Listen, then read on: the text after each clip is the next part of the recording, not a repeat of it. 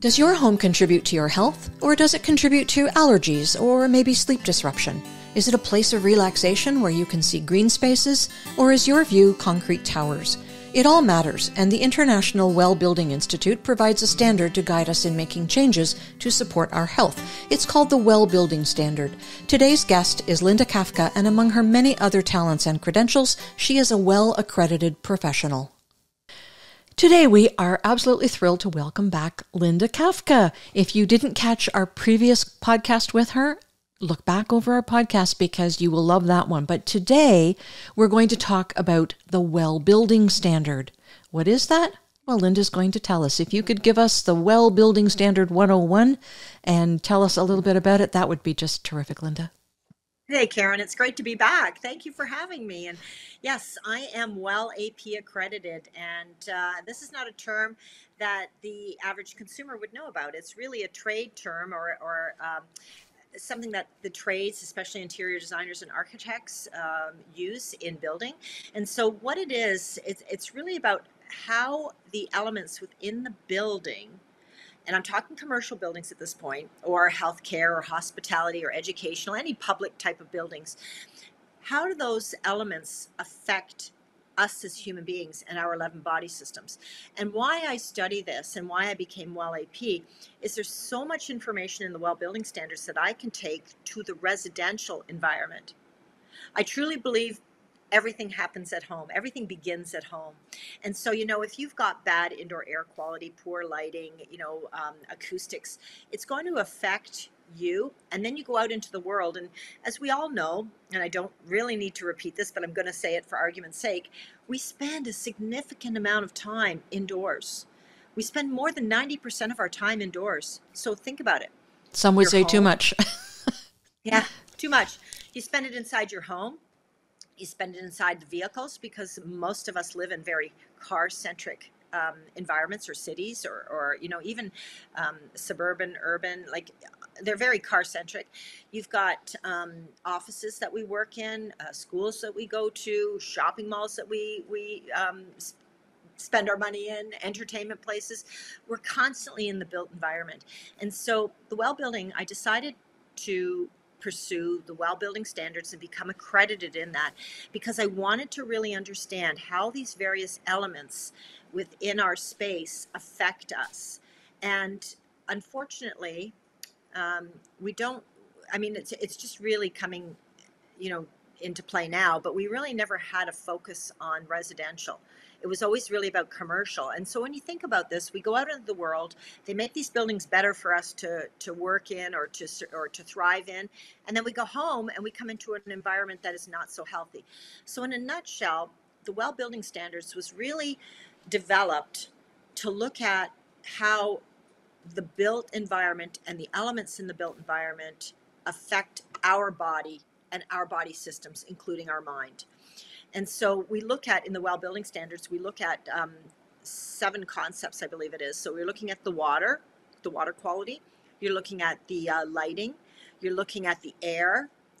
Nourishment is one, and I'll explain that one. We've got fitness within those buildings. So, the walkability to the buildings, the use of stairwells, use of stairs as opposed to elevators. And then we also talk about comfort in mind. So let me give you an example. Air, light, and water, probably the largest of the categories. I want to look at air to begin with. We bring into our environment a lot of pollutants. Every one of you listening knows that. We bring in particulate matter of very small or slightly larger sizes. It comes in all shapes and forms. We poison the air in so many different ways. A great example, and many people can really relate to this, is that new car smell.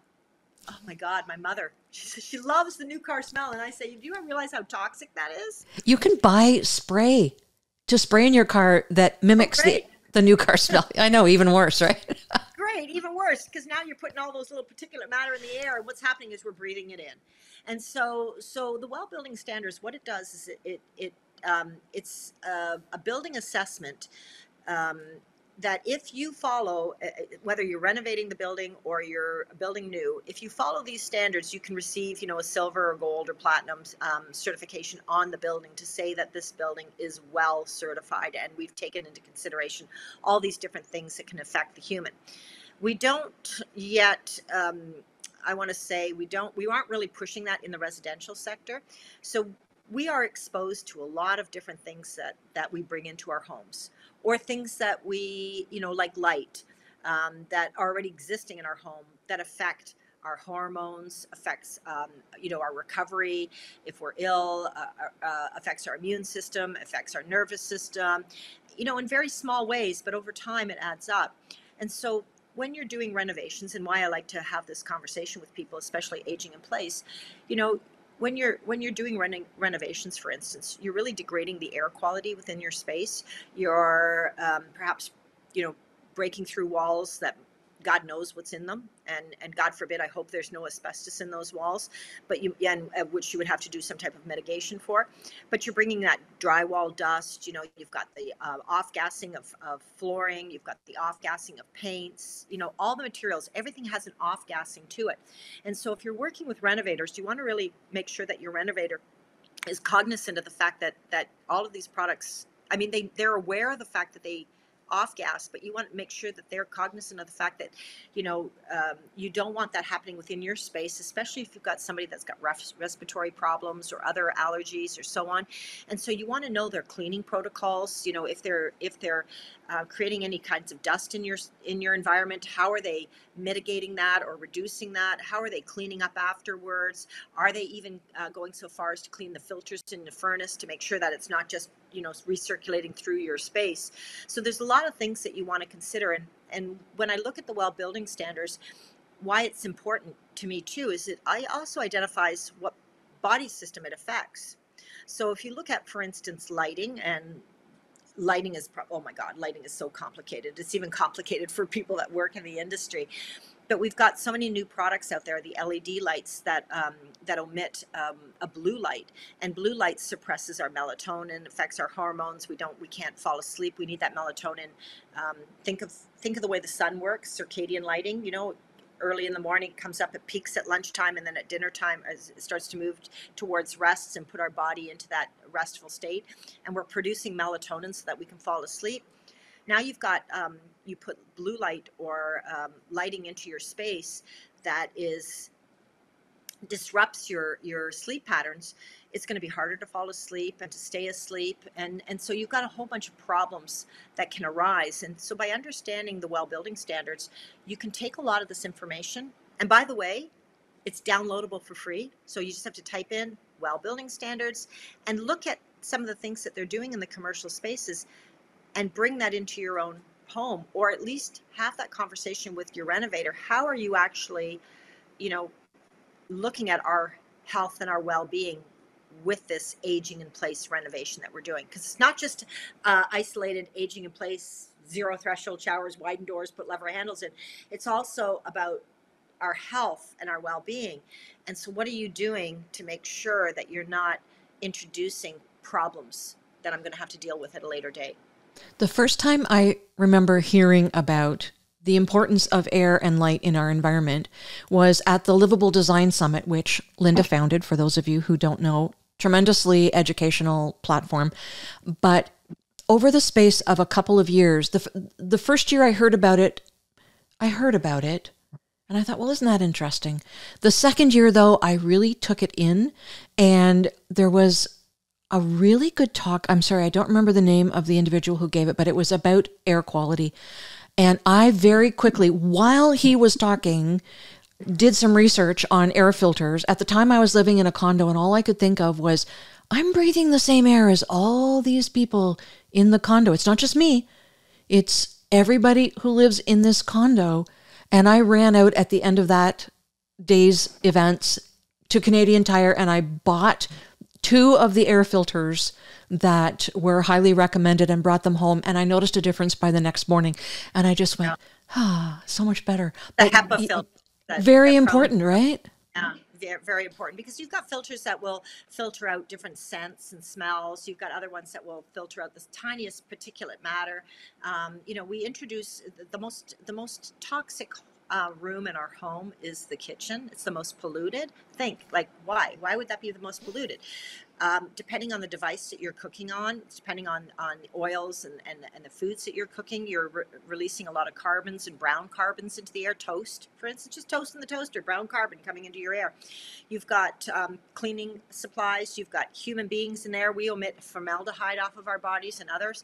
Like, there's so many things that are coming into that one little space that is so toxic. And so one of the things that's really important within that space is making sure that when you go to replace your appliances, that you're not just looking at the actual, hey, this great stove and or range and this great refrigerator and this microwave and this dishwasher, but the vent hood.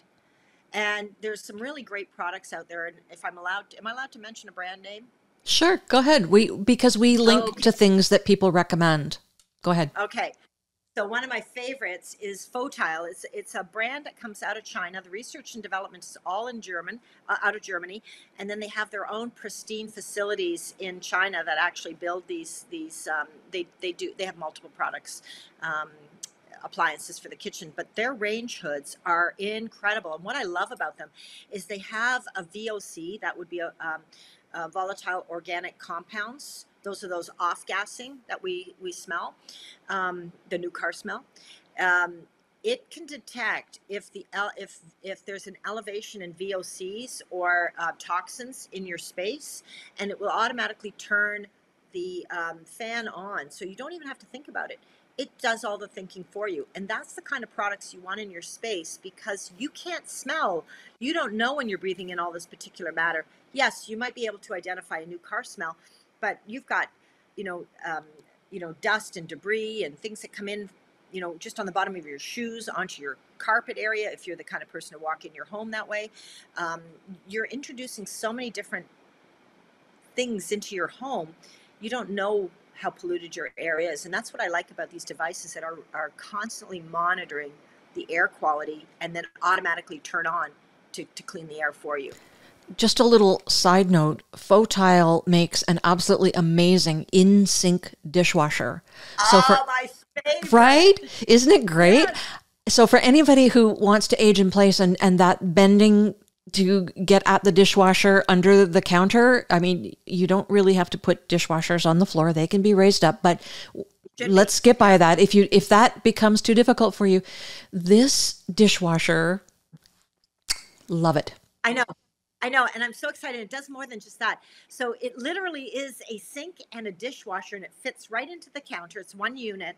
And so the dishwasher itself will hold up to 4 place settings. But this is the part I really like. Me too. I know what you're going to say, and I love it too.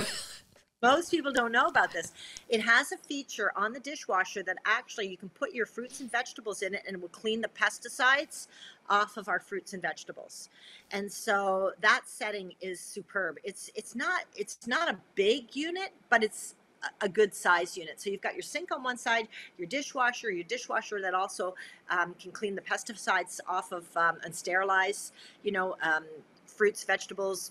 It depends on the setting you put on, bottles, all kinds of things. And so I think you've got that 3-in-1 that's really going to support your health and wellness journey and your aging in place journey. The one downside of it is that if you are somebody who cooks a lot with pots and pans, there really isn't enough room for it. But I think the plus minus on that if you get the ramped up model, because there are 2 models, at least the last time I looked, there were 2 models. There's the basic, just does your dishes. The ramped up model does the fruits and vegetables. And the plus minus on that model, I'll wash pots and pans. Yeah, you know what? Also, you remember when we had that, when we did our podcast about aging in place, and I talked about the different things that you need to do before you actually go through your renovation. Absolutely. That part of that conversation is about how much more am I going to be the entertainment home? As much as we want to keep tradition, at some point you have to say, you know what, it's time to pass that baton on to my daughter-in-law or my daughter or my son or my son-in-law or my other family members, my sisters or siblings. It's time to pass it on and let other people do that heavy cooking. And how often do we really do it? Like, you've got, how many holidays are you really cooking for? And so you're right. The offset of that is, you've got the advantage of a great dishwasher. It's easy to reach, no bending.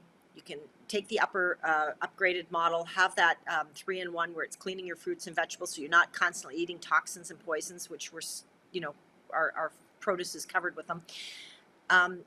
You can have that, and as opposed to having to cook the meals and do the big pans and all that stuff. Like, comes a point where you stop doing all that stuff and you let others do it.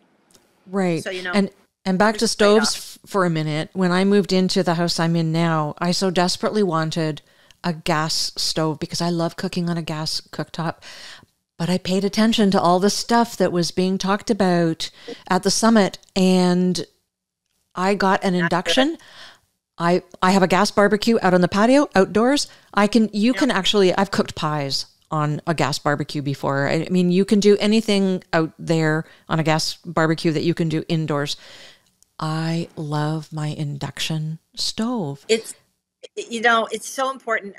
About 5 years ago, I was talking to an appliance dealer, a retailer, about gas stoves, and at that time we were already hearing from California that they are looking to ban the gas stoves because they emit so much carbon and there's so much pollution that comes off of them, and they're not good for the environment either.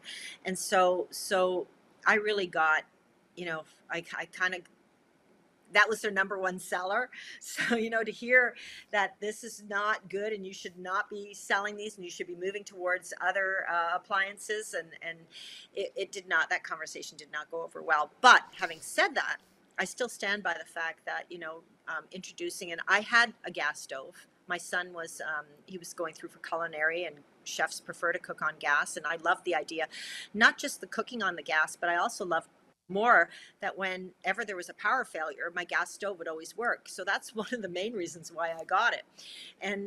But it does pollute the kitchen, and you have to be aware. And if you are going to keep your gas stove, which aging in place, it's not a good product. Induction is much better, but No, it's not. for That's safety true. reason. But make sure you've got a hood fan that really does extract the pollutants that come off of gas cooking. That's really Absolutely. critical.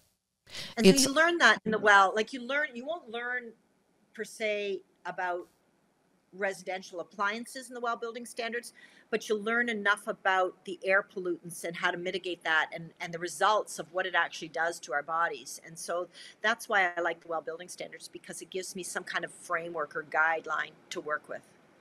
Right. So once you understand some of the guidance that's being given, you can apply that to the residential environment. Now, you talked also about lighting and the importance of that. And I agree, as I get older, lighting becomes increasingly important. Yeah, you know what? We have one, almost every home you go into, every environment you go into, there's one setting on and off on your lighting. Yes, people have dimmable switches, and they kind of, create those for mood. And, in the evening, you want to kind of have it a little bit more darker. And, if you're entertaining, it sets the mood or whatever. But here's the thing that, that's really important is that we're moving towards circadian lighting. And as I said earlier, circadian lighting is a rhythm. It's a rhythm within our bodies, our circadian rhythm. It moves with the sun. So as the sun comes up, it's at its peak, it starts to go down, we get ready for sleep, and then the cycle starts all over again. And what we're seeing is more and more companies starting to introduce circadian lighting systems. So they're available in the home, and through the well building standards, there is a lot of discussion on light, and it talks about artificial versus natural light. So we really want to encourage natural light wherever we can within our spaces. So if you can add those skylights, or you can widen or increase the size of windows. It's not just the light coming through, but it's also the views that you might be able to get, the views of nature, if you're fortunate enough and you don't live in a concrete city or a glass city, as Toronto has become. But that's really important. And as a matter of fact, I'm heading to Sweden at the end of the summer to study the impact of darkness on the human. And so what better country than the Nordic, because they have a lot less light, and they spend a lot more time in darkness or have a lot more dark hours. And it can affect your mood. It can cause depression. There's so many issues that come with poor and bad lighting, and especially artificial lighting. Right. And now you're talking about affecting mood. Do I remember correctly that emotions are one of the categories of the well design building standard?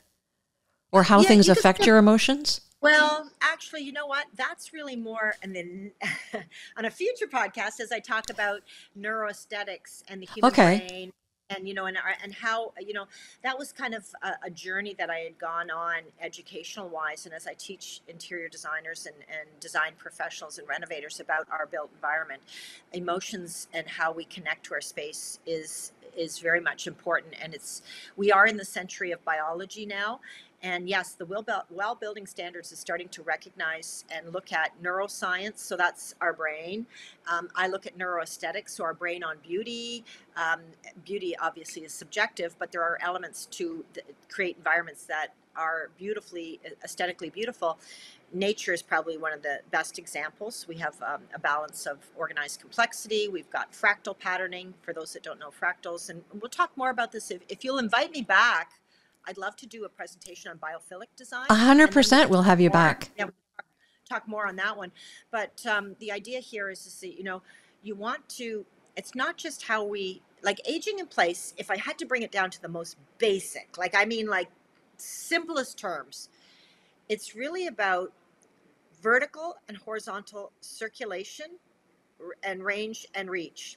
So how we get into a space, how we maneuver on that ground floor horizontally, how we get up to other levels or down to the basement, the range and the reach that we have, whether it's up or down. I'm crossing across this way or whatever. Outlets, you don't want your outlets to be too low to the ground. You want to raise them up so you're not having to bend down and reach. Think of yourself in a chair position if you had to reach up to touch the thermostat or turn lights on. So that's kind of aging in place.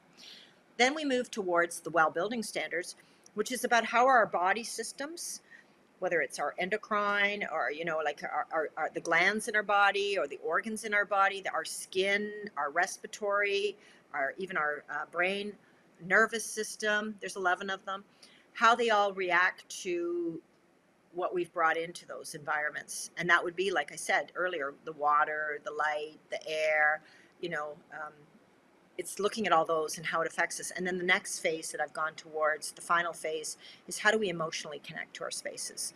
So yeah, emotions is part of it. And so in the Well Building Standards, we look at emotions can affect everything. So acoustics, for instance, they've done a lot of research in the commercial world or the workplace world that, employees have stated that, one of the biggest stresses that they have is acoustics when they're working in an open floor plan and hearing conversations, being distracted, people overhearing them, noise that's happening down there. That all affects your stress levels. And so that affects ultimately your mood and so on. And your hormones. So you're increasing your cortisol. So that's your, that's the negative one. That's the kind of fight, flight, freeze. We want to be in a rest and digest where we're really feeling calm within our environment, lowering our blood pressure and so on. And so you're right. It does affect our emotions, and there are physiological responses to our environments. So what we want to do is we want to strive to have better environments that not only we move through, not only support all of our body systems, but also support our emotions. And so you'll see that in the Well Building Standards, but there's a lot more beyond the Well Building Standards that talks to that. I wonder, as I was listening to you talking about that and office spaces and people in little pods next door to each other, during COVID, people started working in many industries at home, and now offices are wanting to bring them back and people are resisting. And I'm sure that it's partly because it's more convenient for them. They don't spend money on transportation and clothing quite the same way. But I wonder if subconsciously there's something that in their minds that understands that they are far more relaxed in an environment that isn't as cluttered and noisy. Yes, because we're human beings. Right. And think about it, where we came from 40,000 years ago. Where were we 40,000 years ago? We were in nature. We were living in nature, and we evolved from nature, and our bodies and our brains, evolved over time. We have a natural affinity to places that make us feel we seek pleasure and we avoid pain. And, to go to the office and you're in a space that has fluorescent lighting, no views out the window, why does the president always get the office with the windows and everybody else doesn't? Because there's a limited amount of windows in buildings. And so, you're on the bottom of the totem pole, you're getting the worst office. But I remember working in an environment where we were constantly moving our offices because we were leasing out the spaces that we would occupy. We'd renovate them for ourselves, and then we'd end up leasing them. And I remember one of the units that we were in had fluorescent lighting, and 3 o'clock, you could almost set your clock to it. Around 3 o'clock, 2:30, 3 o'clock, 3:30, we were all complaining about headaches. And we were in a closed environment. We didn't know what time of day it was, and so it really suppresses our instinctual or our evolutionary inheritance of being connected to nature. And that's what we need to look at. We're in the century of biology, human biology. We're looking at so much research. I just got back from Boston studying eye motions, where we were looking at eye tracking, facial expression analysis, galvanic skin responses, and using that on how do we have better design outcomes for health and well-being in the built environment. And so what you're finding is the trades, architects are certainly leading this, interior designers are getting behind it, product specialists. We're all starting to look at the built environment differently. Unfortunately, residential is the last frontier. It's the last place we look. Why? Because there's so many variable factors. Firstly, it's budget, whether it's a new home build or it's your home that you're renovating, DIY projects, lack of knowledge of the new products that are coming out. There's so many reasons why, the homes we're not up to speed in our homes as the way we are in the commercial world. But consumers are starting to pay attention to this. Why do I feel really great in this particular room or in this particular environment? And then when I go to my home or other places in my home, I'm not feeling so great. We look at the function of your spaces. Everybody, before COVID wanted all open concept. Tear down the walls, make it all open. And I'm not saying don't do that, but there's a downside to it. Now, during that pandemic time, we found ourselves working at home, schooling at home, learning at home, entertaining at home, like cooking at home, all of those things. And we found that maybe it's not so good to pull all those walls down because we don't have private zones. And remember, everyone in the family is functioning at a different level. So what motivates you might not motivate your children or motivate your husband. And so we look at spaces. I'll give you another example. Like, for instance, if you're creating an office at home, you might need it to be really focused. So what does that mean in terms of temperature, lighting, colors, ergonomics of the furnishings, sit, stand, desks, so on? If laundry is a task that you absolutely hate to do, which some of us guilty, I hate to do, it piles up and piles up. Maybe, having it really a motivational, brighter colors or favorite imagery or things that really make me excited to want to go into that space, even if it's just opening closet doors and the inside is painted in an exciting color that kind of makes me jump. There's things we can do in our spaces to really help us from an emotional perspective. And although well building hasn't really, I think the next versions will start to include more of that. There is a whole movement in neuroaesthetics that that I teach in and that I'm learning myself in, but I'm also teaching in, on how we emotionally connect. Right. And how do we improve our health and well-being, our heart rate, our blood pressure, just reducing our stress. And that's important. So that was a good question to ask, Karen. Thank you. You invited me to be part of the eye tracking study, and it was fascinating. It's very brief, but it was fascinating, and it wasn't hard to see where my eye, and I'm sure most of the participants' eyes would go. It was And you know what? to outdoor elements, right? Absolutely. So that happened to be a biophilic. So bio meaning nature, philic meaning love, love of nature. That's what biophilia is. And so what we're doing is we're bringing into not just our homes, but into the built environment offices to lure people to come back to work. More natural elements, more rounded curves. Remember, there are no right angles, or very rarely do we see right angles in nature. And so that whole idea of linear, and there's a lot of research on this, linear lines. If you're staring out a window and you're looking, let's say, at a glass tower, because your condo happens to face that way, or your office, there is research that demonstrates that looking at parallel lines for a significant period of time will actually cause headaches and increase depression. So again, it's really about us as human beings from nature. Parallel lines cancel themselves out in nature, so we don't have that same harsh look of those lines.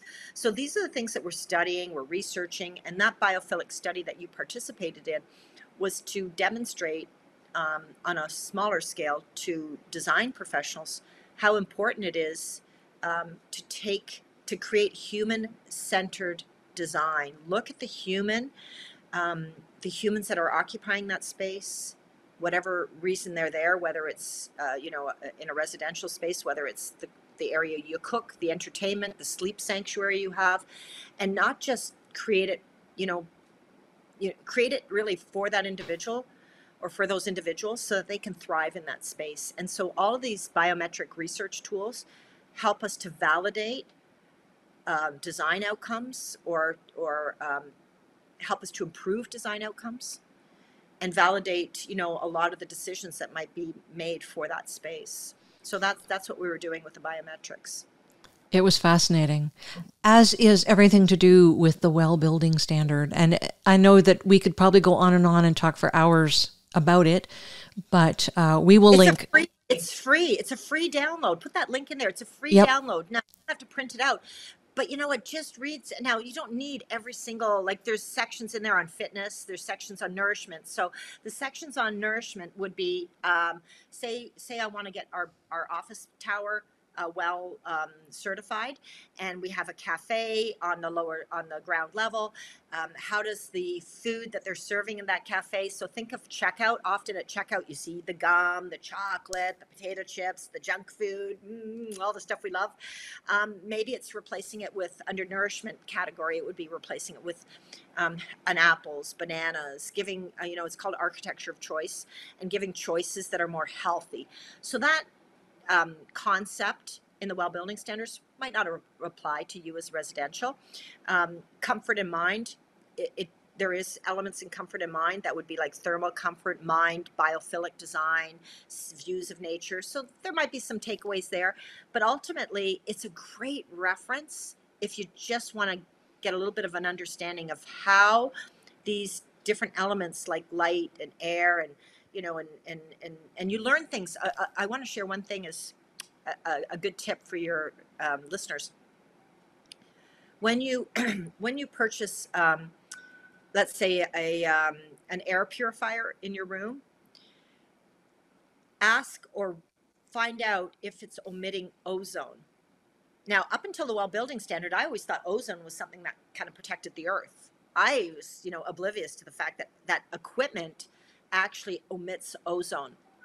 And what happens is that if you are in an enclosed environment and you've got devices that are emitting ozone, it will deteriorate your lung capacity. So a good example is photocopier machines. Photocopier machines, I used to have my own printing business. We had photocopiers. It was a closed environment. And if you're working in that, what's happening is the ozone is being emitted off of those machines. It's going to affect your lungs at some point. Long duration, it's going to affect your lungs, and you're going to have reduced lung capacity. I don't want to scare you to think that that one air filtration system that you're putting in your bedroom is going to have the same effect as a whole bunch of photocopiers in a room. But you want to mitigate any possible potential things that's going to affect the quality of your life. And so you should know or ask or read the packaging. Don't just buy it because it looks pretty or it's got lots of reviews. Like, take that extra step. And that's what the Well Building Standards did for me, I didn't even know about that until I did the Well Building Standards. It's going to give you insight and aha moments, the filters you should use, the lighting you should use. Again, it is focused on the commercial public spaces, but there's so many good takeaways for residential. So don't discount that. And it's free. It's free. Well, thank you so much, Linda, for joining us on this podcast and explaining all of that to us. And for our listeners and viewers, I will include links to all of that in our show notes. And I will also include a link to Photile because you've got to check that out. Thank you very much for joining us. And please join us again for the next episode of Real Life Renos, the podcast.